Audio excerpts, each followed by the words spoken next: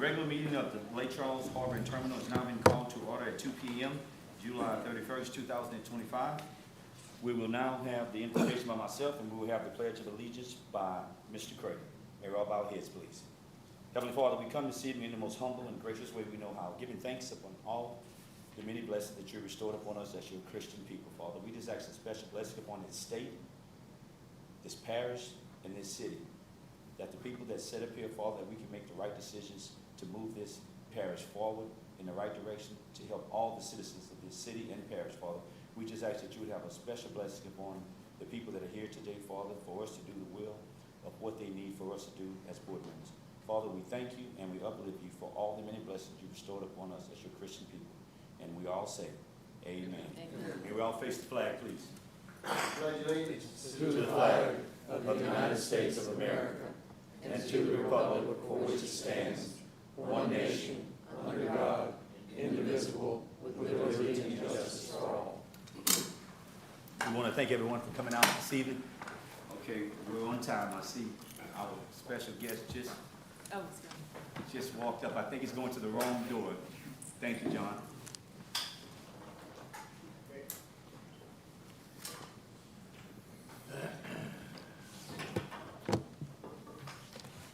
The board encourages public comments and questions regarding all agenda items. Persons wishing to do so should complete a speaker's card, which is at the entrance of the boardroom. When speaking or asking a question on an agenda item, one should, in addition to completing the card, come to the microphone, be recognized, provide your name, address, and phone number. Comments by individuals will be limited to 3 minutes. At this time, I would like to take a point of personal privilege. We just had our special guest walked in, our newly elected mayor, Mr. Marshall Simeon. Mr. Simeon, if you would, we would love for you to come to the mic and give us a few words on being the newly elected mayor. Thank y'all and welcome. I sat on that board before, so I know the responsibility that you have, and I know the scope and breadth of our area that you have jurisdiction over. So I just wanted to come and tell you, I'm just coming back from we still have the Louisiana Municipal Association meeting going on in Lake Charles, and everybody's finding out how wonderful our area is. I think they already knew that, but they're seeing that we've gotten past the recovery phase and that we're actually thriving and getting ready for a bright future. And all that's thanks to a lot of the things that's happening here, too.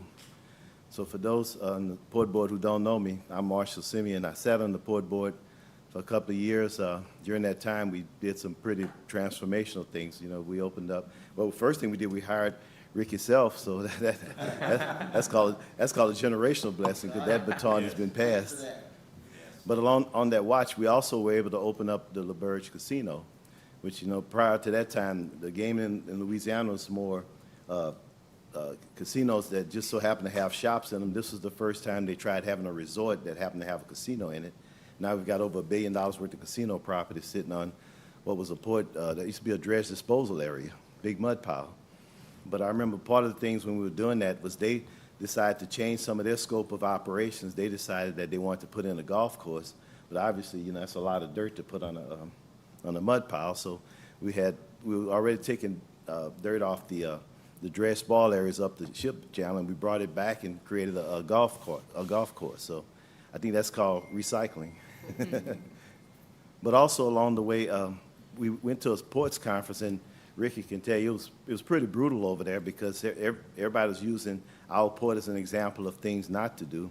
But by the time we left that ports conference, not only did they find out that we were doing the right things in terms of strategic planning, conducting performance on equipment and facilities, but we also met with the people from Sempra LNG and walked out of there with an agreement that turned into Cameron LNG, to where now our area is the largest exporter of LNG in the entire world. So not only does this port affect this region, Southwest Louisiana, and the United States, but it affects planet Earth, and that's pretty phenomenal to say. We're now the 10th strongest port in the United States, which I salute you for doing and carrying that ball on. I'm here because as the mayor of the city of Lake Charles, and I speak for all the other mayors in this area, that we have moved on past the recovery phase, and we're now in the thriving phase. For those of you that didn't know, my previous stint before this was on two things that are transformational. I chaired the Community Foundation, but also sat on the Louisiana State Board of Commerce and Industry. And at the time, we were jump-starting the economy in the aftermath of the pandemic, and there was a moratorium on oil and gas exploration, LNG facilities. But along the way, we wound up authorizing about $60 billion, I think $60.5 billion worth of LNG projects. And people were looking at us like, why are you authorizing these things? Because you can't do anything with them. And then lo and behold, the Trump administration comes in, and day one, they lift that moratorium.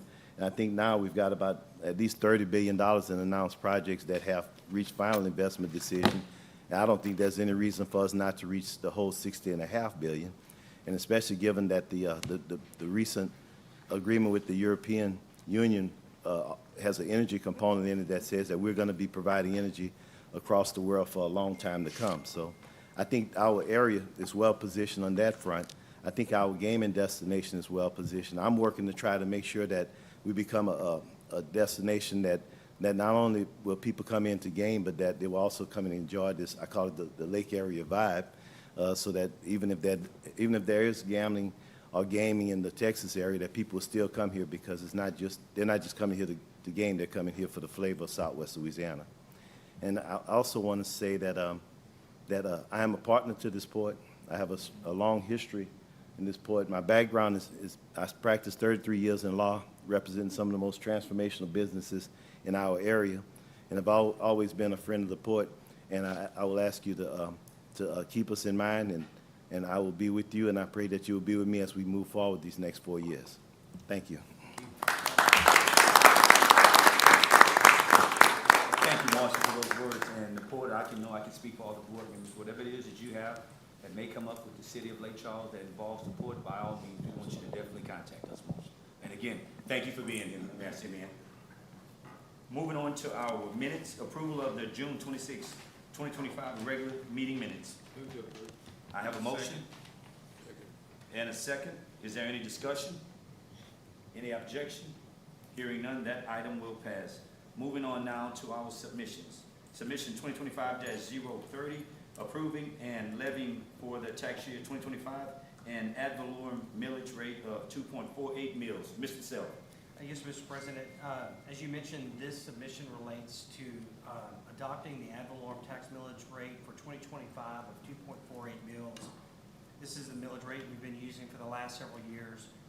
This is not one of the revaluation years, so the rate's the same. We're keeping it the rate as it was for the last probably 3 or 4 years.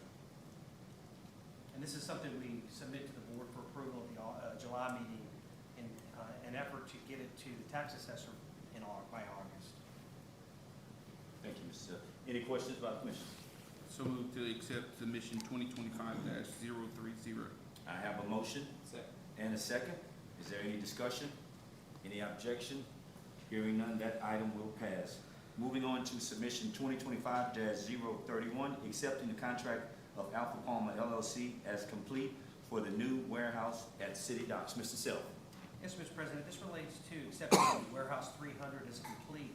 Earlier this year, Meyer certified that the building was substantially complete and that Alfred Palmer has now completed all its contract and recommends that the board accept the project as complete. You'll recall this is the 175,000 square foot warehouse that we had the ribbon cutting for a few months back. Within 2 weeks, we filled it. We have a tenant that filled it with cargo. It's still filled today and leased out. So it's a huge project. 30.4 million was the total value, total cost, and we're happy to have it online now. Mr. President, I'll move to adoption of submission 2025-031. Thank you, Mr. Tone. I have a motion Second. and a second. Is there any discussion? Only to note that it also came in a little in the budget.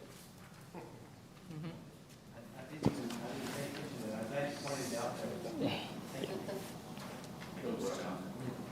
Any discussion? Any objection? Thank you. Hearing none, that item will pass. Again, thank you for that. Moving on to submission 2025-032, accepting the lowest responsive bid of Vacuum Truck Sales and Service LLC for the procurement of a new vacuum truck. Mr. Self.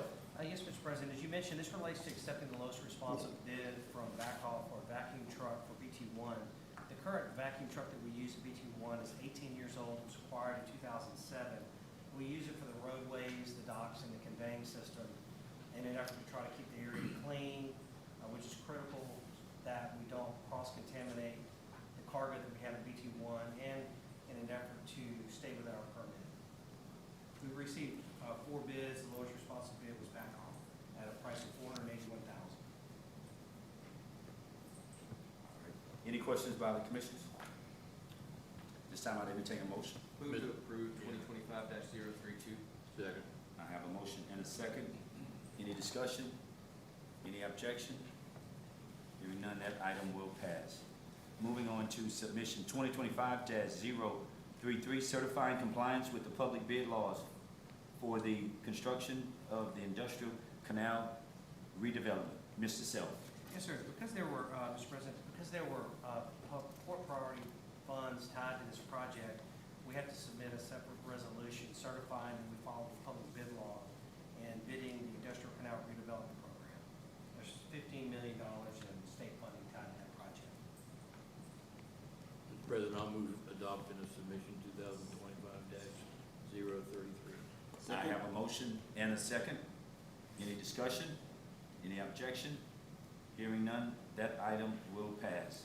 Moving on to our last submission, submission 2025-034, accepting the lowest responsive bid of Alpha Palmer LLC for the construction of the industrial canal redevelopment. Mr. Self.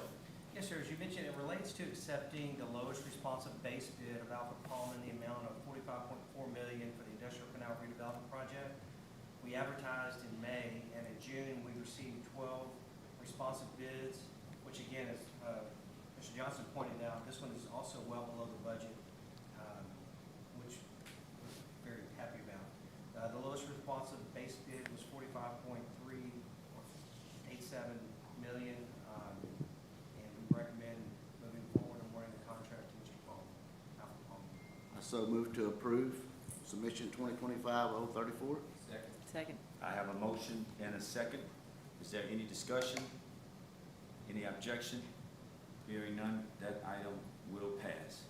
Moving on to briefing notes, Executive Director, Mr. Self.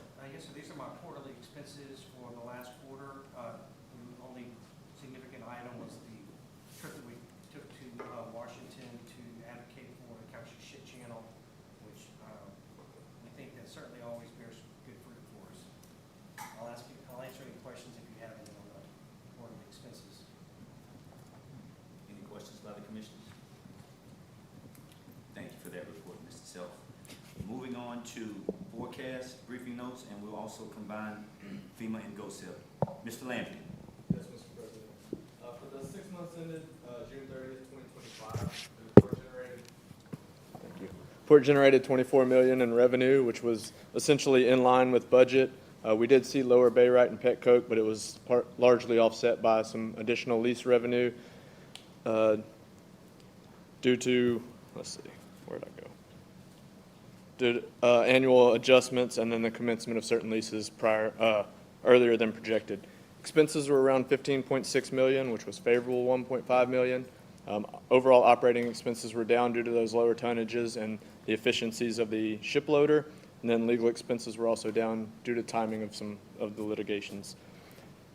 Depreciation expense was favorable just due to the timing of completion of some of our larger projects. And then non-operating revenues and expenses were slightly unfavorable due to lower interest income, due to payments and the timing of receipt from GOSEP, FEMA, and other sources. Cash flow was around $7.6 million versus $6.4 million budgeted, so we're ahead about $1.2 million year to date, and we expect that trend to continue. On to forecast 2, which includes the actuals for January through June, and then a forecast for the remainder of the year. We project revenues to be around $49.9 million, so favorable about $400,000. We do expect the lease revenue to continue to be higher than budgeted. We also have seen some new commodities producing higher revenue, and then we do anticipate Petcoke and Bayrite ending the year lower than budgeted, but picking up towards the latter half of the year. Expenses we anticipate being around $32.2 million, still favorable about $2.2 million. Some lower tonnages helping the operating expense, and then higher efficiency with the ship loader. Non-operating revenues, we do expect to be favorable about $300,000.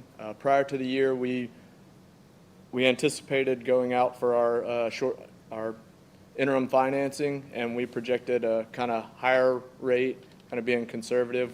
Our rate came in very favorable, so our interest expense is significantly lower. Offsetting that is lower interest income as seen in the first half of the year. Cash flow is projected to be around $18.8 million versus $16.3 budgeted. So again, well ahead of what we anticipated. On the balance sheet, same thing you've heard all year. Cash increased, or unrestricted cash increased $29.4 million, largely due to the interim financing, construction, a lot of construction ongoing, so it's increased $37.1 million. And then our long-term debt up $48.7 due to that interim financing. Any questions on the financials? On to FEMA GOSEP. Just to mention, over the last month, we received $2.1 million, and going through their process is around $7.5 million right now. On GOSEP's website, it says that the check has been issued. As of today, I haven't seen the check, but we do expect it in the next couple days. Check's in the mail. It should be in the mail any day now. I will keep you all posted. Thank you, Mr. Landry. Any Yes, questions by the sir. commission? Moving on to our department reports. Administration and Finance, Mr. Landry, we're back at you. Yes, sir. As mentioned, we're waiting on the $7.5 million. Over the last couple months, we've also been able to close out a lot of our projects, mostly smaller, but some of the larger, allowing us to focus more on those large and ongoing projects, submitting those larger dollar values.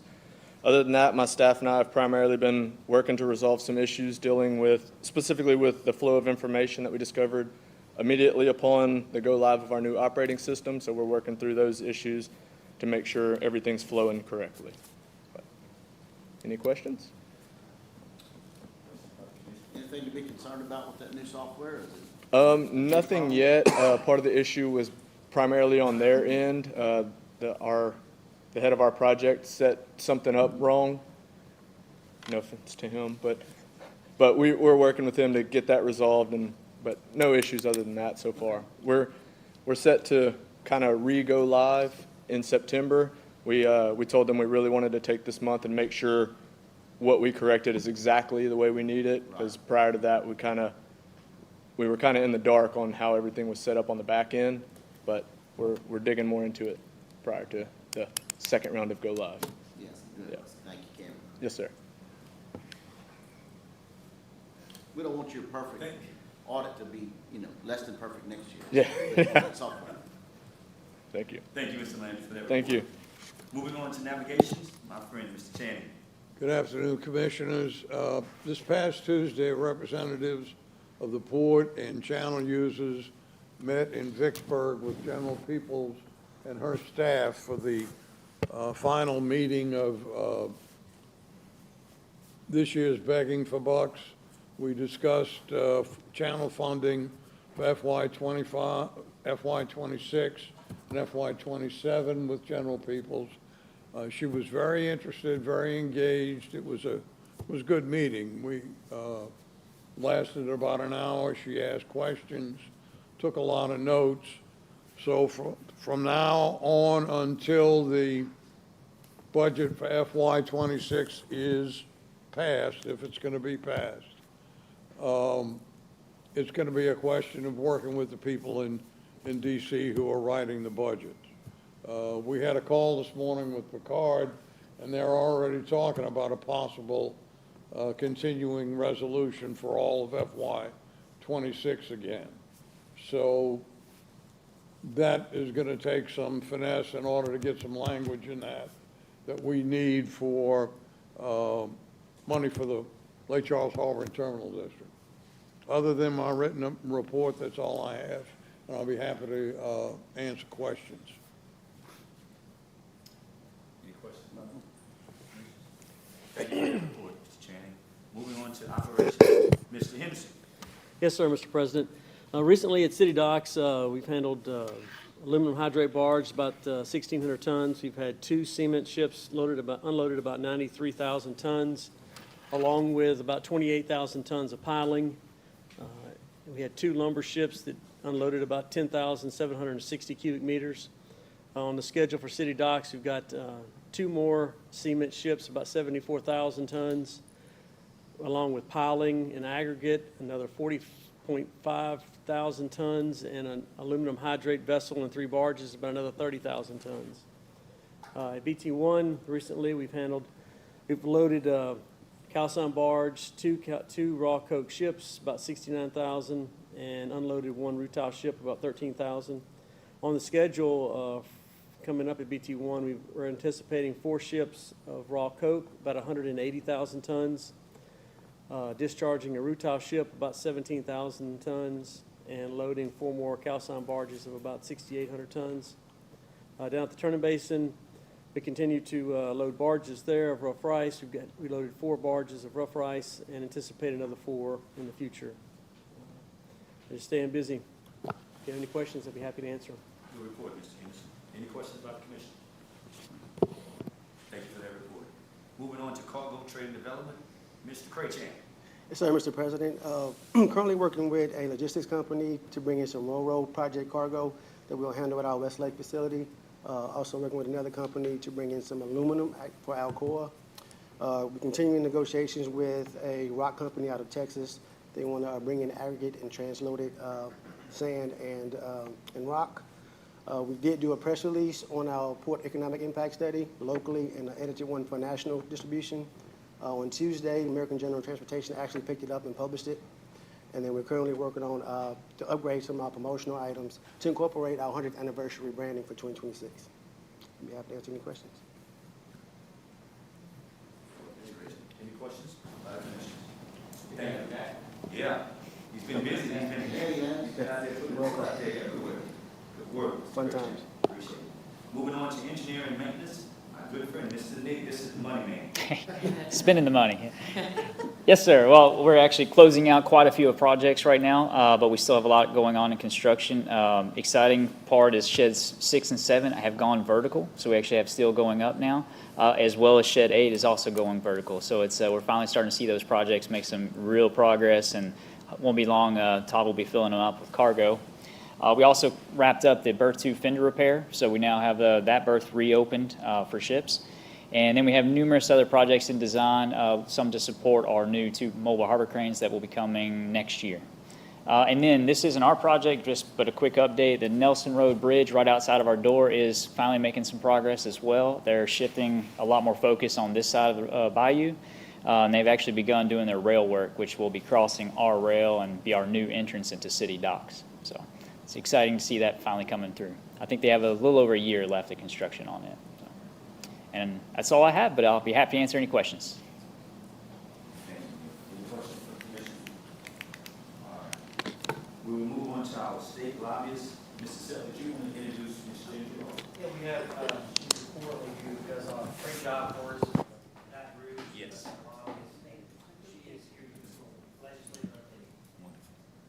Thank you very much, Mr. Sullivan. Mr. President and Commissioners, I included in my monthly report some of the final things that happened during the session that we were involved in, particularly the reorganization of DOTD. We are blessed to have Ryan Boriak as the Chairman of Transportation. A lot of what we do is housed there with Port Priority.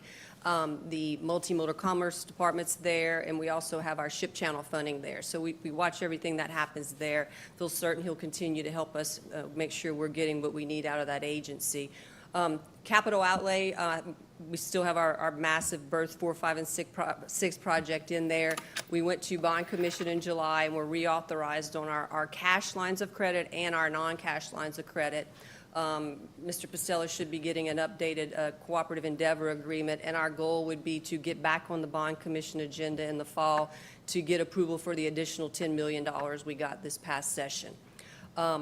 I want to shift something that just happened today, and I can answer questions on my report, but port management met this morning with our legislative delegation regarding the Ports and Waterways Investment Commission.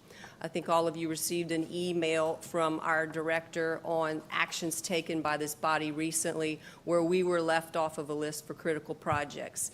When this came up last year in the legislative session, and it was 24, we expressed concerns. Our delegation was aware. You know, the infighting on the Mississippi was what brought this to the forefront for the legislature to try to do some organization and prioritize funding.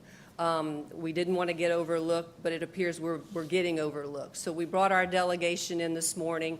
Again, Representative Boriak is chair of the Transportation Committee, Representative Philip Tarver is a member, and Senator Mark Abraham is on the corresponding Senate committee that will get this report.